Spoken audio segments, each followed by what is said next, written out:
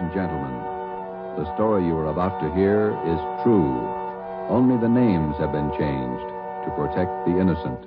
NBC brings you Dragnet.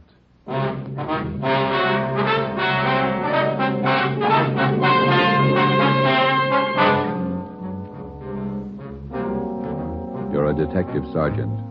You've been off duty 2 hours. You receive an emergency call from the chief of detectives. An entire block in the heart of your city is threatened with complete destruction. Your job? Report at once. Dragnet, the documented drama of an actual crime, investigated and solved by the men who unrelentingly stand watch on the security of your home, your family, and your life. For the next 30 minutes, in cooperation with the Los Angeles Police Department, you will travel step by step on the side of the law through an actual case from official police files. From beginning to end, from crime to punishment, Dragnet is the story of your police force in action.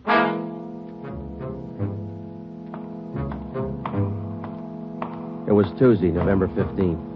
It was raining in Los Angeles. We were off duty reporting in on an emergency call. My partner's Ben Romero. The boss is Ed Backstrand, chief of detectives. My name's Friday. It was 8:32 a.m. when I walked in the Spring Street entrance of the City Hall. You Sergeant Friday? Yeah, that's right. Take my elevator, Sergeant. It's the only one in service. All right.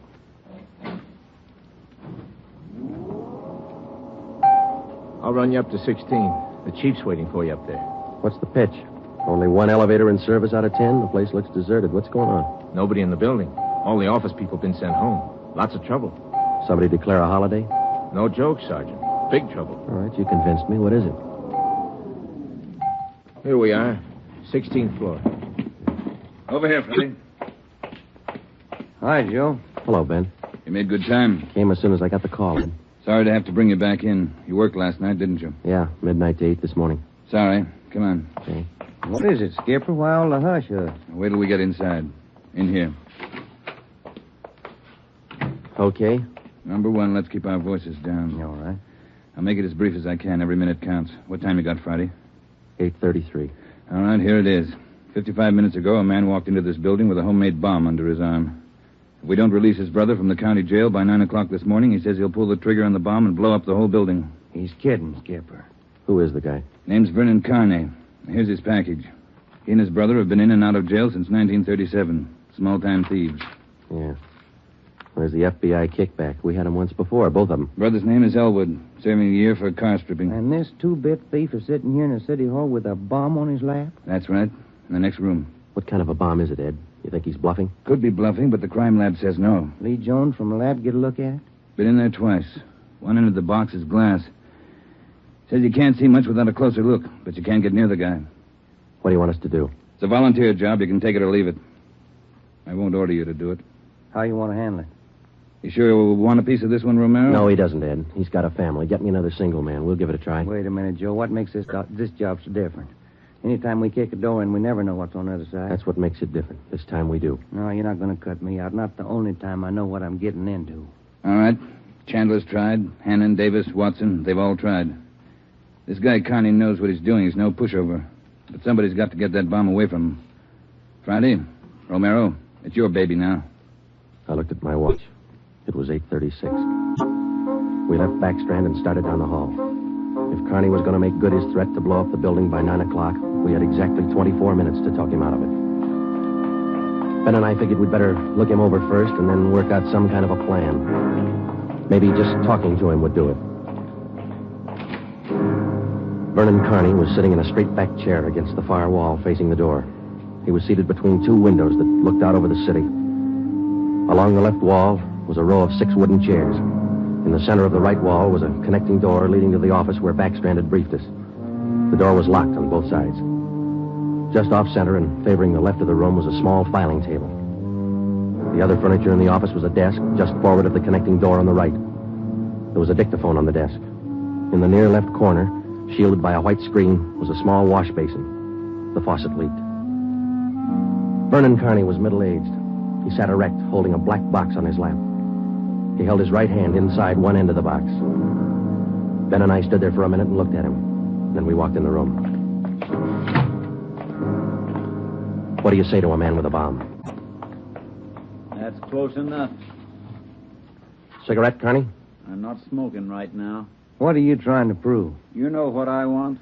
We're not going to let your brother out of jail. You got until 9 o'clock to change your mind. According to that clock on the wall, you got 24 minutes. If we go, you're going with us, Carney. Don't take much of a brain to figure that, copper. What made you think you could get away with this? Haven't yet. It ain't 9 o'clock. Unless that clock's slow. Haven't checked it against my pocket watch lately. That's the one that's running this show. Have you given any thought to all the innocent people that are going to go up with that thing of yours there? My brother's innocent. I want him out of jail. The court says he's guilty. He'll get out when he serves his time. That's where you're wrong, copper. He gets out at 9 o'clock this morning. All right, come on, Carney. Get your hand out of that box. Put the box on the table. You think I'm bluffing, don't you? I'm going to let you get within 5 feet before I make a liar out of you. Okay, Carney. I guess you mean business.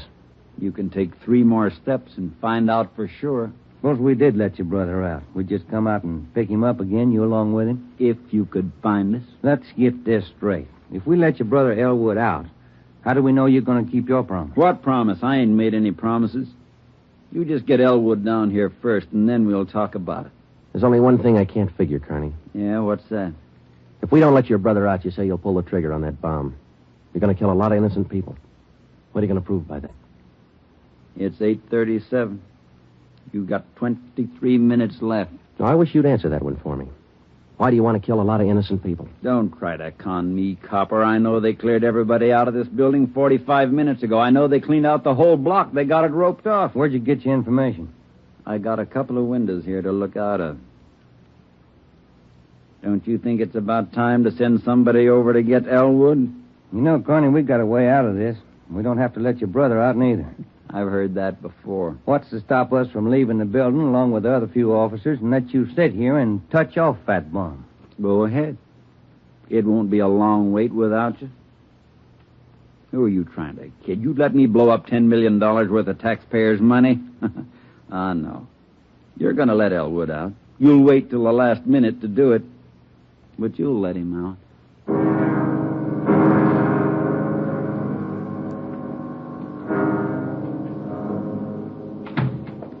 Ed, I'm still not convinced Carney can back up what he says. Then why didn't you take the box away from him? Yeah. We're in a spot, let's face it. How about an eye for an eye, Skipper? What do you mean?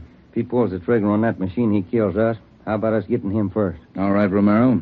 How are you going to handle it? Well, I'm not top man on the pistol range, but I could wing him. And then he hands the box to you? Or maybe he falls and his reflex action pulls the trigger. Okay, I don't wing him. I stop him for keeps. You just can't walk in there and shoot him down. Why not? You do the same thing with armed criminals. Yeah, but you warn him first. I'll warn him. Yeah, and after you shoot him, you find out it's a harmless gadget. Couldn't have gone off in a million years. No, a gun's not the answer. We can't shoot him until we're positive. We'll be positive by 9 o'clock, and there might not be anybody around to shoot him. We've located Carney's apartment. There's a detail out there checking it now. Pacelli and Morris. Ed, have you got any ideas at all? Anything we could try? That's why I called you in. None of us have gotten any further than you did just now. There's just one thing I want to know for sure. Yeah, Friday. Is it or isn't it? We all want to know. Either way, we've got to get that box away from him. Backstrand. Yeah. You did? Yeah?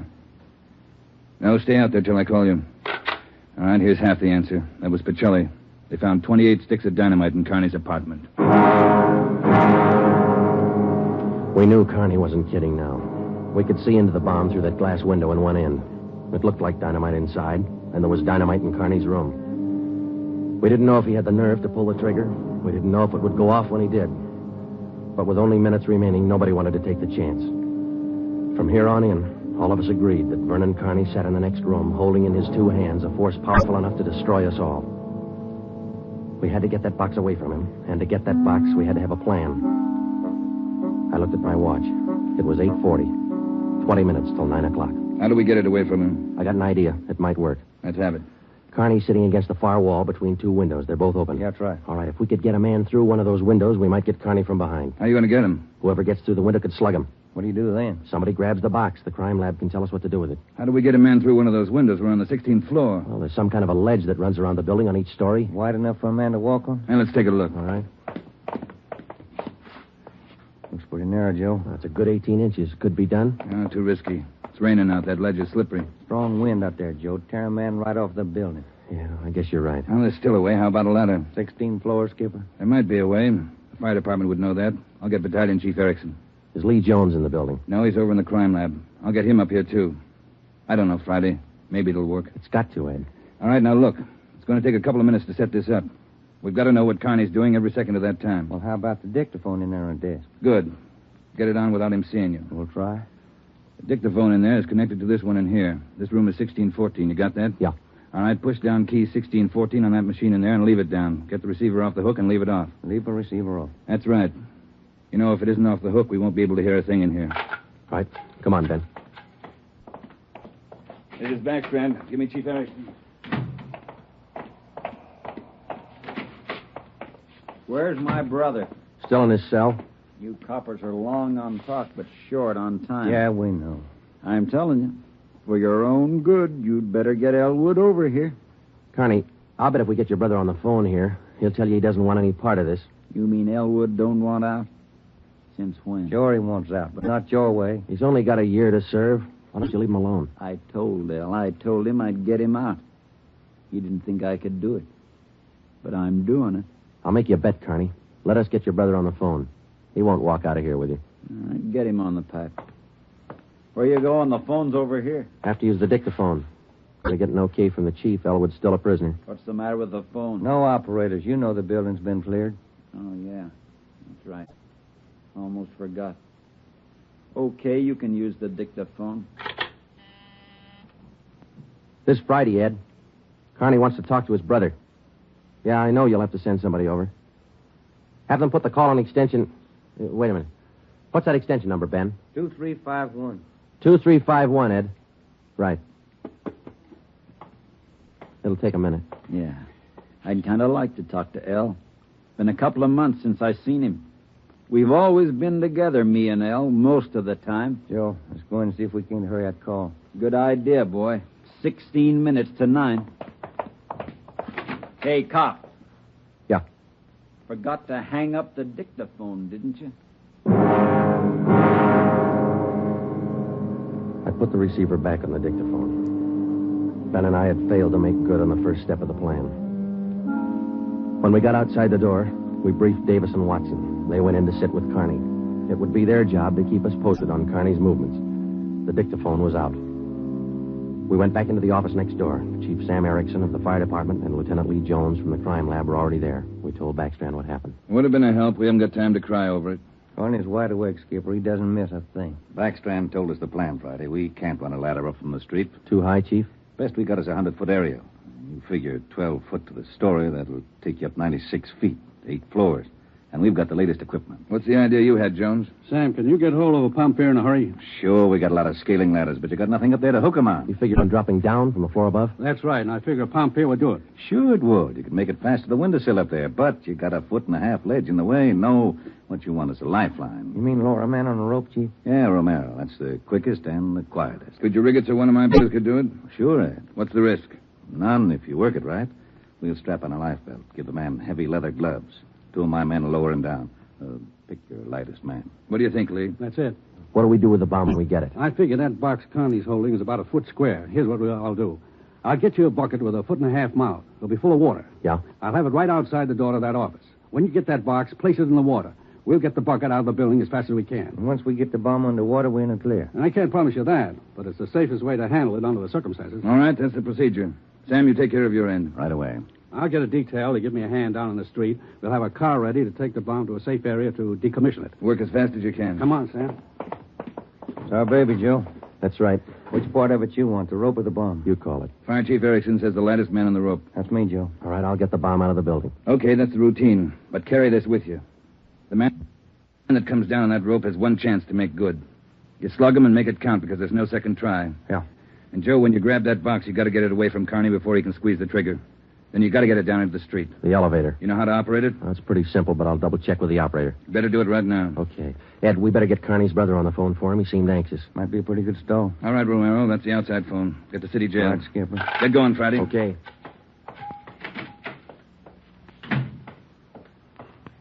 Hey, you. Elevator man. Yeah, Sergeant. Let me see if I know how to work that thing. You taking over the elevator? Well, in a couple of minutes. You want to check me out? Nothing to it, Sergeant. All right. Now, here's the control, see? You push this lever right to go up, left to go down. You see this little trigger on the underside of the handle? Yeah. That's the safety lock. Be sure you squeeze it or you can't move the lever. Let me try it, huh? That's it. Right to go up, left to go down. Right to go up, left to go down. How do you operate the doors? Automatic. They work off the control lever. When the control lever is locked in the up or down position, the doors will close. I get it. Now, in case they jam, this red emergency button up here? Yeah. Push it. If that doesn't close them, we call the repairman. Okay, I think I got it. You sure now? I've had my orders to get out of the building. I'll just leave the elevator right here and take the stairs down. All right. Thanks a lot. Sergeant, just curious. You going to take the bomb down in this car? We're going to try. You won't have any trouble. We haven't had an elevator failure in 18 months. The elevator man turned and went down the stairs. Outside of a handful of volunteers and a man with a bomb, the city hall was now cleared. I started down the corridor and met Ben outside the office. He told me that Lee Jones and Chief Erickson were on their way up in the freight elevator at the rear of the building with the necessary equipment. The 2 fire department volunteers were with them. The phone call had been put through to the city jail, and in a moment, Elwood Carney would be ready at the other end of the line. We went in to tell Carney. I told him over at the jail to put the call through on extension 2351. Yeah. When's it coming through? Right now. You got Elwood with you? No. Look, Carney, we told you we'd get him on the phone for you. The call will be through in a minute. A minute's a long time, cop. You only got 12 of them left. Elwood's going to talk you out of this. Oh, sure. Sure, everybody's going to talk me out of this. First it was them other 2 cops, the little Porky guy and that other monkey. Then you and this Dixie Doughhead here, and now it's Elwood. Come off it, will you, and get my brother over here. That's him. It's your brother, Connie. I'll get him. Stay put, you. Just going to get the phone. You want to talk to your brother, don't you? I'll take care of the phone. We'll disconnect it for a while. Now get it straight, copper. I'm through with your stinking rotten lying. I want Elwood here. And I want him now. Bring him here before I blow you all to pieces. What's going on? Who threw that phone out in the hall? I did. You want me to go out and pick it up? Carney, that's not going to get you anyplace. You the big boss around here? Maybe. Are you or aren't you? I answered you. All right, big boy. I've got a piece of advice for you. Take your rookie cops here and get it through their heads I mean what I say. I want my brother over here in this room. And you've got just 11 minutes to get it done. Tell them that, will you, boy? All right, Carney. It's your show.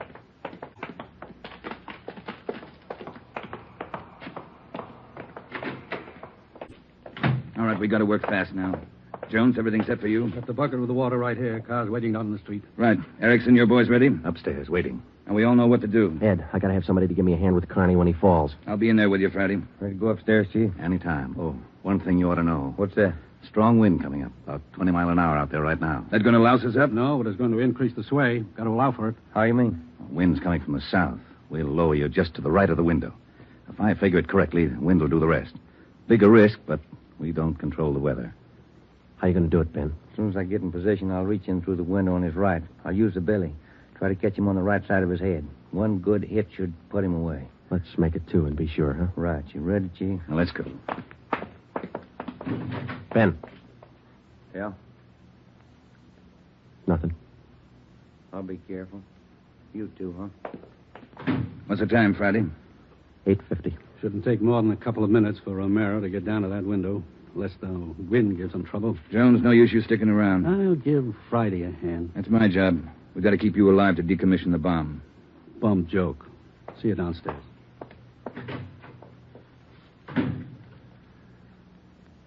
You ready, Ed? Yeah. Scared, Friday? Yeah. That makes us even. Come on. Ed Backstrand and I went into the next room with Vernon Carney. Our job was to keep him occupied until Ben was lowered to the windowsill from the floor above. Ben was going to make a try from the window on Carney's right. Somehow, we had to keep Carney's attention on us and away from that window. If anything went wrong and Carney got out of position, the plan would fail. If Ben was spotted, the plan would fail. If Chief Erickson didn't estimate the force of the wind correctly, the plan would fail. After Ben slugged Carney, my timing had to be perfect. If it wasn't, the plan would fail. I looked at my watch. It was 8 minutes to 9. Carney, anything we can say that'll make you change your mind? I've asked you 100 times. Now I'm ordering you. You're going to get to a phone and have somebody send Elwood over here right now. I'm through waiting. Now move. You ripped out the phone, Carney. Well, find another one. I told you I'm sick of your 2 bits stalling. We've got until 9 o'clock to make up our mind about this. You had until 9. But you wouldn't do what I told you. Now I'm cutting you short. You guys have got exactly 1 minute to get a phone in this room where I can hear you call the jail and have them send Elwood over here. You said 9, Carney. All right, Joe. We'll give him what he wants. Davis, unlock the connecting door to this office. I'll get the phone, Ed. Will the cord reach? Yeah. Your brother's a prisoner. He's in our custody and he's under our protection. We can't place his life in jeopardy. Why not leave it up to Al? Here's the phone, Ed. Yeah. Kenworthy, this is Backstrand. We want Elwood Carney over here at City Hall. His brother wants to see him. Explain the situation. If he wants to come, get him over here. Leave it up to him. Room 1614. You'll have to use the freight elevator. And tell him to hurry. Yeah. Tell him to hurry. That's the only smart thing you've done today. Now, why don't you go next door and figure out another angle? We'll wait for Elwood, too. You don't think I'd let you get out now, do you? We're all going to wait right here for my brother. In case he don't show up, you're going to see me pull the plug. Just sit down. Not so close. Right where you are, sit down.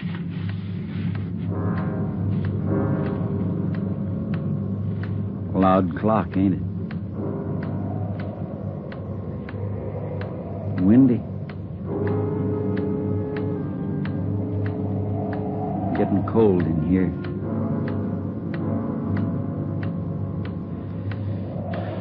Sure a loud clock. Real windy. Maybe I ought to close the windows. Don't want to catch me a cold. I can turn on the heat. Stay put, cop. Hey, what's that? What's going on? Just the wind, Shut Carney. up! There's somebody out there. I can see his feet. You stupid cops. Pull him up! Get back there, you! Pull him up! Friday told him to pull him up. Right.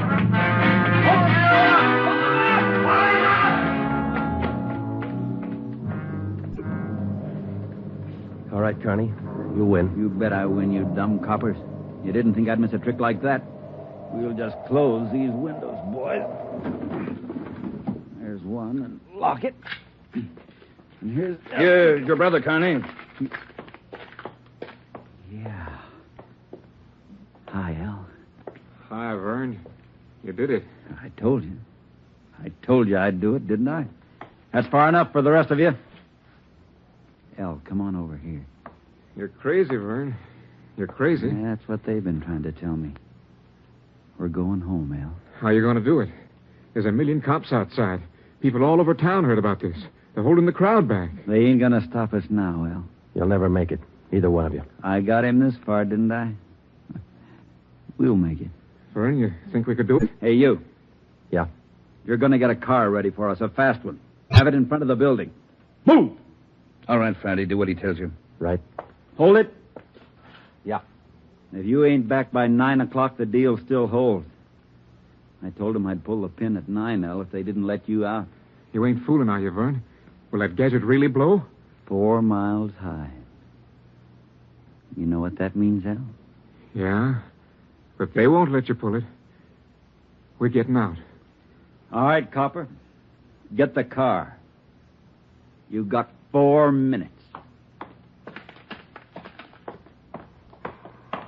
Hey, Ben. What happened? He spot me? Yeah, there's no time to explain. Now, listen. We got to work fast. Yeah. We had to bring Carney's brother over from the jail. I don't think he cares if they get out or not. He just wants to use that bomb, and for some crazy reason, he's waiting until 9. How much time we got? Let me look. Less than 4 minutes. How about the ledge? You think you can do it? Strong wind. You'll have to hang on like a fly. I don't know. I can give it a try. Okay. Same plan. Every second counts. Now, I can't brief Ed. He's in the room with the guy.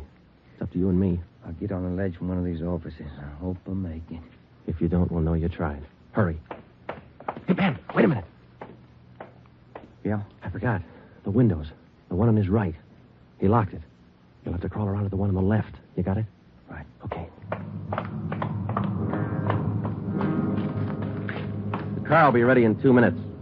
Out front. Fine. El and I'll just sit here and wait.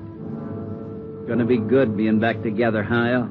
We always were real good together, Vern. Yeah, that's the way brothers ought to be together all the time. Together. Vern, I'd feel better with a gun. We don't need no gun, El. We got the bomb. We'll need a gun when we get out, when we get on the road. Okay. Take your pick. They all got 'em. Hey, you, give him yours. I'm not carrying a gun. I left it in the other room. A cop without a gun? Who's kidding who? I left it in the other room. Frisk the big boy, El. He's got one. About time for the car, ain't it? 2 minutes to 9. Yeah, this feels like it. Right on his hip. Hey, Vern, look out! Grab him, Joe. I got him. Get the box. Leave that gun alone. I got him, Ben. I gotta get his hand out of it. Run, Joe. Get it in the water. Run!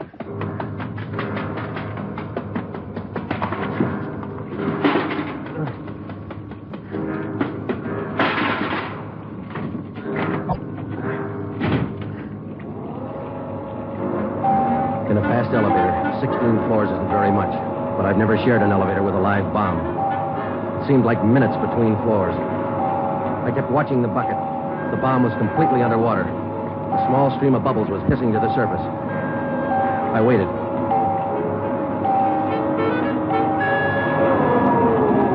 Main floor. I picked up the bucket and ran for the street. I missed the first step. I fell forward. The bucket spun out of my hand. I sprawled flat on the sidewalk. I waited for the explosion.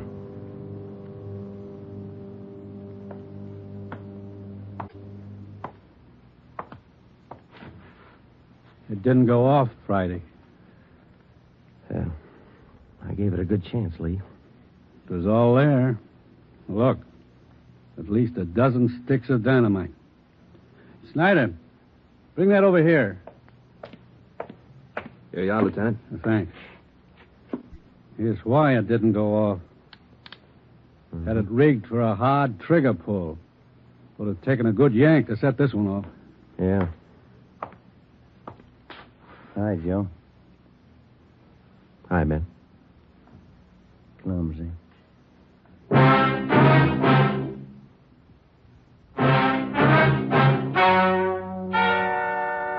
The story you have just heard is true.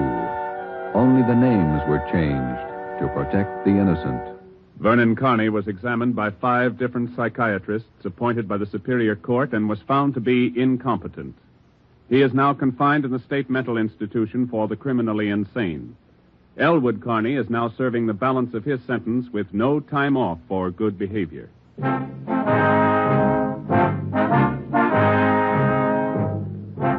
have just heard the 7th in a new series of authentic cases from official files. Technical advice for Dragnet is furnished by the Los Angeles Police Department. Tonight's program is dedicated to Town Marshal Lon T. Larson of the Mount Pleasant, Utah force, who, on the night of October 15th, 1945, gave his life so that yours might be more secure.